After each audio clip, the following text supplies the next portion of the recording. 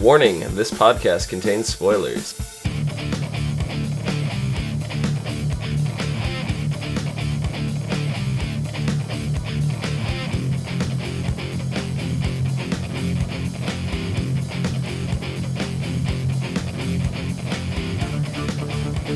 Hello everyone! Welcome to the As Seen on TV podcast for Doctor Who Season 8, Episode 9, Flatline. I'm your host, Cleo. With me I have Pat and Michelle. Hello! Rachel. Hello. And Erica.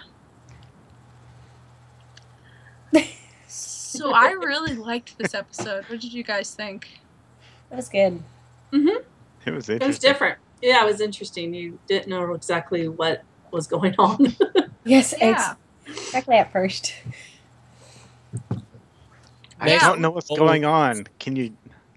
I know. Yeah, can't you just let me enjoy the moment where I don't know something? Doesn't happen very often. Yeah, really. The tiny TARDIS was adorable. Oh my god. Oh. She put it in her purse. I know. I wanted to beat the old man when he grabbed it out of her purse. Oh my god, me Stupid too. old guy. I wanted Clara to just punch him in the face. I know. Something. I like that when the doctor was just wishing death upon him. Well, maybe the wrong people survived. Yeah, exactly. That was a very Gandalf moment, though. Yes. Like, many that live deserve death.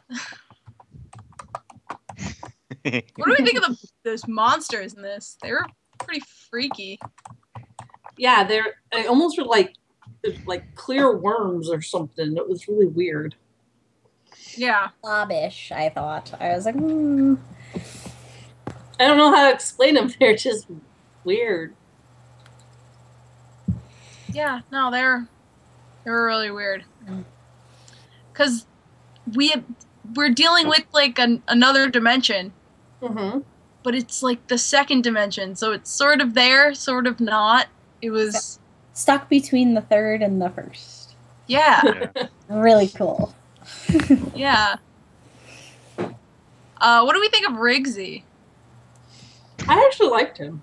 I love him. He was awesome. Mm-hmm. Very knowledgeable. I have a feeling that they might bring him back at some point as, like, maybe in the future or something. Oh, God, I hope so. Because, I mean, the way the doctor said, you know, I can't wait to see what you do in the future. Yeah, I mean, we got that a little with Courtney, too, because she becomes president? Or, Yeah. Yeah. They hinted at it. They don't necessarily... I mean, just like they did with the girl that Clara used to be a nanny for, her being the Queen of England. Yeah. So, they do that, and you have to really pay attention. Mm-hmm. Yeah, I really hope he makes a comeback and is not just this one-off character. I know. I love Clara's little jab at the doctor when he can't be out and she calls herself the doctor. I know, that was awesome. I was like, Oh my god. I knew she was, for some reason, I knew she was going to do that. I was going to, of course, just I to could have spite just him. used the title because it makes me seem important. Mm-hmm. I was just like, oh god. Yes. Yeah. She's like, oh, I get to be you now. He's like, no. No. Yes, But I do. think You that's can't the stop huge me. important part because in turn, she never really understood what it is to like choose. Almost, she felt like he chose who lived or died. Yeah. And it's like, now it's like, look, you realize you don't have a choice. It happens. You're trying to do the best you can to keep everybody alive. But in turn, if you tell them, oh, you have an 85% chance of dying, they're going to be like, why do I want to listen to you? You have an 85% chance to turn it into a picture on the wall. Yeah, but I mean, that's what the doctor's been doing these last couple episodes. He hasn't been sugarcoating anything. He's like, yeah, you're going to die. Especially at the last one when he was talking to the archaeologist, and he's just like, dude, tell us what you see. You're gonna die. I can't save you. Yeah. Right. Maybe this is gonna be like the first step towards the doctor, gaining back some empathy. Well, he wants to fix what he's done wrong, and he can't sugarcoat things anymore. No. Yeah, but also at the same time, you can't just say, "Yeah, you're gonna die," but and help save What somebody would be else. the fun in that? Yeah, I did like that whole part where she was like, they were like, "Well, what do you do now?" I'm trying to get this group together and make sure they don't kill themselves first. And Doctor's like, "Welcome to my world." Yeah. And she did come to the realization at one point when she's like, "What would the Doctor do?" She goes, "No, wait, what would I do?" Yes. Right. This episode was really very Clara being Clara. Like, she thinks Makes she her a has little to more be like the independent. Doctor, and then in the end, she does what Clara would do. Yeah, it's more of that, I think, the transition of her pulling away, which is good. Her becoming more of herself. Yeah. And Well, not just blindly doing what the Doctor says. The beauty of it, too, was she said, "Oh, well, I did a good job being the Doctor." And she goes, "Well, you weren't good." He goes flat out and says, "You weren't good." Yeah, Because good he's wasn't fighting over that fact of good versus evil, not of you did an okay job covering for. Yeah, good had nothing to do with how much like the Doctor she was. Yeah. There's so much to him. There's so much complexity to him that, okay, yeah, she might have did a good job per se with, helping to save the day, but saving the whole human race, but in all retrospect of actually being the doctor, there's so much more. Yeah. And I think it's also some of the traits she showed were the traits the Doctor might not be so proud of in himself. Mm-hmm. Oh, exactly. Yeah. I think that was more what it is. Yeah. Well, it's like that whole lying thing that he even brought up when she's on the phone with Pink Danny, and he's like, "Oh, you lied to him, saying that it was okay with you doing this." Oh, lying's an instinct of survival. I don't think Danny was stupid. He knows that she wasn't going to stop. No. But I also think he'd be only fooling himself if he thought that. Yeah. I agree. Into believing that she was telling the truth, and I think he's going to be a little hurt about it. Well, a little disappointed we didn't get to see his reaction at the end of the episode. Yeah. But did you notice, like, when the TARDIS shrunk so much and became the cube, it looked like the cube that Amy was trapped in? Yes, the Pandorica. I said the same thing. I was like, why does the Siege TARDIS look like the Pandorica? Yeah. It looked I was like, wait a minute, I've seen that before. Yeah. I was like, wait, this looks so familiar to Pat. Mm-hmm. And I wonder if, like the TARDIS's desktop or facade, the Siege changes like how it looks over time. Mm-hmm. Maybe the TARDIS did draw her inspiration for that from the Pandorica. Maybe. There's a lot of little references and different things. Hey, there goes my dog. A lot of references. Hi, Bobby. I mean, she referenced the Addams Family. Yes. And thing in the hand, and that just cracked me up. I was laughing so hard. That was awesome. Did y'all catch the rather obvious A113 reference also? No. You know, the train, the subway car that the driver got off of. Mm-hmm. The number on it was A113. Oh. Mm. I didn't even think. Okay. No, I didn't catch that. I was like, that's kind of obvious there. As the train was coming at him, big number. I was like, oh yeah. And then he goes again calling them pudding brains, which was, I don't know, I just find it hilarious when he calls them that. He comes at the most He can hear you now, you know. Yeah, I know.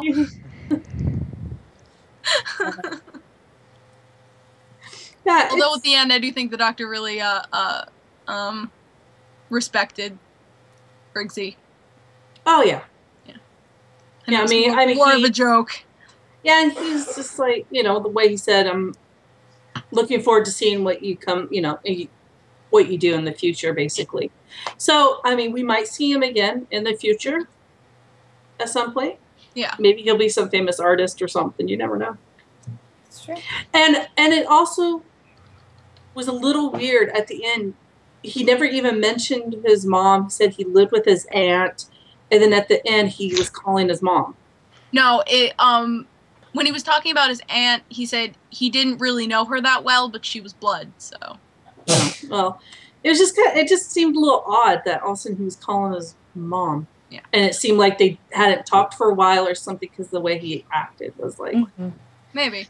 We didn't really get much of his situation. We got a lot of his personality, but not a lot of his backstory, really. He was already saying he was living in the subway area. Yeah. Because he said, oh, yeah, I know these tunnels like the back of my hand. I used to live there for a while. Yeah, so maybe he was a runaway or him and his mom got in a fight and he didn't want to talk to her and they thought maybe this, maybe, who knows? We might get that story sometime. Maybe when I get to know you better or something, if he shows up again and again. Yeah, I mean, they did make kind of a point of actually following him while he was talking on the phone with his mom, which is kind of odd. For someone that's just going to be in one episode and out. I know. Yeah. They have a tendency of bringing people back, characters. Oh, back. yeah. Maybe a few, maybe even a couple episodes, but there's usually more than one if they focus a little bit more on them. So Clara came up with a pretty brilliant plan, the whole powering the siege TARDIS by tricking them with the door. Yeah, so it's clever. And everyone in the room thought she was crazy. She's like, is she just going crazy? Should I just leave now? Or... And that old guy, I wanted to boot him in the head so many times. He was the worst. He was the worst. And the fact that, she showed him the psychic paper and it was blank. And the doctor was like, wow, you have to lack a lot of imagination. I know, I was like, oh no, that totally backfired on her. At first I thought maybe he had something to do with it, the way he was acting and, maybe that. Oh, yeah. I thought maybe he had something to do with it. Yeah. Well, we've seen. Oh, sorry, Erica. Do you want to say something? I was just saying that's generally the case. Like they said before in the Torchwood episodes, like in the original Doctor Who Torchwood episodes, that any level of psychic training defeats psychic paper. Any kind of extraterrestrials or whatever defeat psychic paper. So she shows it to him and he's like, that's blank. It's like, okay, he's an alien. That's what I thought too. I thought, oh, maybe, and he wanted to paint over all these things and he wanted to, and it kind of, maybe he was the first of those kinds to be there. He was actually trying to bring his people over. I don't know. I mean, that's my thought at first. That's a clever thought, though. Yeah, definitely. Well, we've seen people beat the psychic paper before, and psychic training also, or like having some sort of knowledge. And I thought I was like, whoa, is he actually smart and not just a dick? Is there some more depth in it? He just had so little imagination and personality that it didn't work on him. He was so blank up here. Yeah. Oh, he was such a dick. But probably, ironically, if he had painted over all the people, maybe they might not have come out of the walls. No, he would have gone into the wall, just like that guy. Oh, that's true. Yeah, they when would have he started to paint into the wall. Yeah, he would have sucked him in. When number 22? Yeah. It's just weird. We didn't get much background on these aliens, which is kind of. I feel it would be hard to get background on beings that live in a two-dimensional plane. It's something he's never seen before. Yeah. Well, most of our background comes from the Doctor, giving what he knows. Mm-hmm. Exactly. So when the Doctor knew nothing, there was nothing to say. Yeah, like he said, he's seen, people, what aliens with, what did he say, how many stomachs, and then all these but he's never seen this before. So aliens with 37 stomachs that talk to each other by pooping. Yeah. That was the best. Or the balls, was it a race of gas and they wave by throwing fireballs at each other? I mean, Yeah. But once, but all of that exists in 3D space. Mm-hmm. So maybe this is something new we're gonna venture into. Exactly. I was just. It would be a kind of cool area. I would disagree and say we're not going to venture into it that much because he said it flat out when he was like, you know what? I tried to talk to you, and quite frankly, you're just monsters. So I'm just going to send you back, and you know what? Screw you. Have fun in your own world, and if you die on the way back, not my problem. He's like, you're never coming back here again. I love how he put his foot down. It's kind of like those alien balls that we had with Tenet. Right. It was you know what? I don't care about you. All you're doing is trying to destroy the world. Or pilfer it. Screw you. Go back home. I ain't dealing with you. This planet is protected. Yeah, we also had that on Matt Smith's first episode. Yes. This planet is protected. Yeah. Tell everybody. The giant he goes into this big dialogue, and then he's like, "That's it. I'm sending you back. That's it." But this was a little different because he says this plane is protected, the 3D plane. Yeah. Because their dimension exists in the same point that Earth does. So maybe in a different planet, in that same dimension, there are good two-dimensional beings. You know. Yeah. So they see something like this. But at least I got a little of what I wanted. I got the dimension hopping thing. Yeah. If they don't, they might not, but if they don't, maybe at some point, do something with it, it'd be a waste. Because it's something new and something they haven't done before and something that the Doctor doesn't know. And for him not to know about these, it probably drive him insane. Yeah, it did. I bet it did drive him insane until he realized the, dimension, the shrinking the TARDIS. The itty bitty TARDIS. Itty bitty TARDIS. I know, it was so cute. I was like, and I did think it's funny. He stuck his hand out. He's going like this. She goes, don't. Yeah. And he keeps handing things out to her through the first. Sledgehammer. There's an interview with Jenna Coleman, and she was saying, without Peter on set, I'm either talking to a mirror or talking to my purse. It had to have been a little weird. Yes, especially from an actor. It was a very Clara eccentric, very based around her, and I think it might it's the beginning of her pulling away, finding her own strength. Yeah. Away from the Doctor, finding that she could do stuff on her own and have just as much fun, not having to risk her life swinging from the chair. Yeah. Out the window. Yeah. And I think it's also with the whole how the Doctor gets mad at the end, how good has nothing to do with how well you acted as me. I think it's sort of like the Doctor is going to come to a place where he's okay with letting Clara go because it's best for her. Exactly. Oh, yeah. He's going to realize, he might actually realize, Danny's actually good for her. He might actually accept him now, Yeah, and maybe he'll just stop calling him P.E. Yep, maybe. Crazy. Of course he will. I do love the fact that when he called, she had a list of excuses on her phone. That's terrible. She needs to stop lying. It was like, I'm at the cinemas, I'm in the restroom or something. There was a list of all these different excuses she could and she's just, stuff is happening, Rigsy is yelling at her, and they fall through a window, and she's still lying. It's like, she just fell through a window. Nothing. I'm helping a kid with his aunt. Find his aunt. Yeah, it's not technically a lie. No. I like that part. Yeah, that part was great. They're just upside down in this round chair trying to get out. Everything's fine. Everything's all right. Everything's good. Nothing going on here. Move along.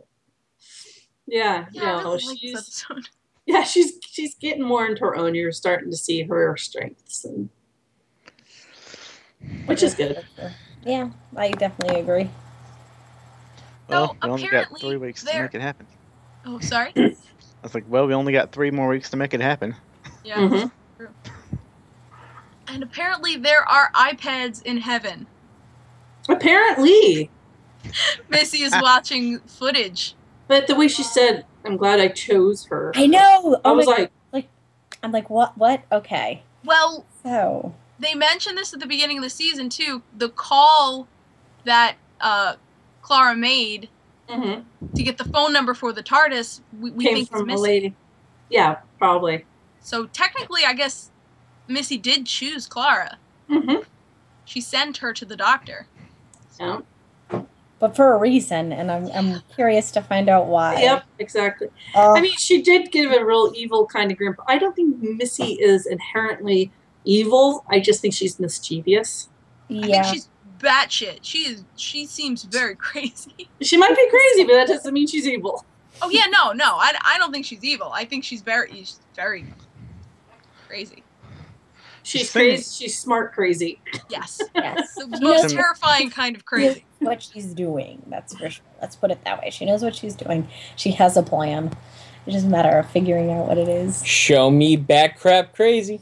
To me, she's seeming a lot more connected to the people that stole what's her name, Amy, and had her locked away while she had the baby. Yeah, the silence. Yes. Yeah, I do really get that vibe. Yeah. I agree. If she's not related to them, at least they're treating her arc like they treated the Silence's story arc. Yeah. Mm-hmm. So that's probably why I feel so similar. But yeah, I'm tired of getting 5 seconds of Missy at a time. I want a whole episode. I have a feeling that either before Christmas episode or the Christmas episode that we're going to get a lot of Missy. Oh, I'm sure. It always because that's going to be coming the end of Clara's reign as the companion, and she chose her, so there's going to have to be something. Mm-hmm. I'm looking at the episode list. In 3 episodes from now, the 12th episode is called Death in Heaven. Oh. So there you go. If we don't get Missy before then, we're definitely going to get her in that episode. And hopefully we see what heaven is. I hope more dimension hopping. It's an area of Doctor Who that's only been touched upon. I know, I love it. Maybe the Doctor will start feeling like a companion again. I did find that a little hilarious. Yeah. Anybody got anything else to say about this episode? No, it was very interesting. It was a very different way. Yeah, very very concise. I like the flow and it's just a well done episode. I just think that they're opening up a new area they've never done before, because I mean, if they didn't, they're just going to keep going on the same path. They have to expand. Otherwise, it's going to be becoming the same thing over and over again. And I like that about Doctor Who, because they always come up. They always seem to come up with something new and different. And with the Doctor, like the show Doctor Who, it can do it. It's able because it's sci-fi. It's fantasy, and that's something they can actually do without breaking anything. And it's not just about it being sci-fi. It's the feeling of Doctor Who. You can get away with a lot more crazy shit than you can with especially with touching on, like we said, dimension hopping and all this, like timeline and this and that, and different timelines and different specs and dimensions. There's a lot that can happen, which is awesome. All right, next episode, season 8, episode 10, In the Forest of the Night. One morning, in every city and town in the world, the human race wakes up to face the most surprising invasion yet. Every land has been overgrown overnight and been taken back by the earth. A forest has grown. It doesn't take the Doctor long to discover that the final days of humanity have arrived. Did anyone get the sense of Little Red Riding Hood with the girl in the red and the wolf running after her? Yes. Oh my God, yes. I'm like, I was like, oh. Where are we going here? I know, right? And they did emphasis on that girl a lot, so maybe she has something to do with it. Yeah, or is involved in some way. But I really need them to make an Ent joke. Like the forest just sprung up. There needs to be a Lord of the Rings joke in there somewhere. There might I'll be very disappointed. There might. You never know. Well, and in this one, Pink is involved in it, so. Pink and all the school kids. Mm-hmm. I love how the kids got pissed off when they kept on getting called team. Team. Can we not be called team? Got used to it. What do you want me to call you? Ragtag bunch of kids. Oh. Those kids seemed a little younger, like 9, 8, 9, 10. They weren't like high school. Yeah, they're kind of like, I thought he was a professor. I thought Pink was a professor in high school there. But yeah, but those kids seemed a lot longer. They did. They seemed like they were like, you're right, like 10, 11. We'll see. Yeah. We shall see. It looks interesting. We shall see. And I do love the fact that her GPS kept saying, "You have arrived at your destination." No, we haven't. Yes, you have. She's like, right, sure. I love when they like mess with GPSs and like shows and stuff because sometimes GPSs just suck. No, it brings like modern, like real world tech and technology. Oh yeah, definitely. Into the shows. I love it. Bunch of garbage. The last time they had a GPS, its whole mission was to kill everybody. So maybe this time it won't. That's true. The Atmos system. That did happen. All right, Pat and Michelle, where can the people find you? Time and space. Rachel, where can the people find you? They can find me on Twitter at Savannah17. And Erica, where can the people find you? On Twitter at EricaBrain7. And you can find me at Cleomoto, and if you go follow me on Pinterest and I hit 100 followers, I'm going to do a giveaway. Yay! Jazz hands! And since you mentioned Pinterest, might as well say that both me and Cleo have a Doctor Who board that we put a bunch of pictures on. So you can see that too if you go to her profile. Mm-hmm. That one's a lot of fun. And you can find all of us and more at ASO TV Podcast on Facebook, Twitter, Gmail, Google+, and right here on YouTube. And if I missed a social, I'm sorry. And also MySpace. You can find me at MySpace. Oh, I'm gonna make an ASO MySpace right now. Go back to 2001. Bye guys, you can find us on MySpace soon, I swear. We post baby pictures of ourselves. Oh my gosh, that's Yes. very, very funny. Oh my gosh.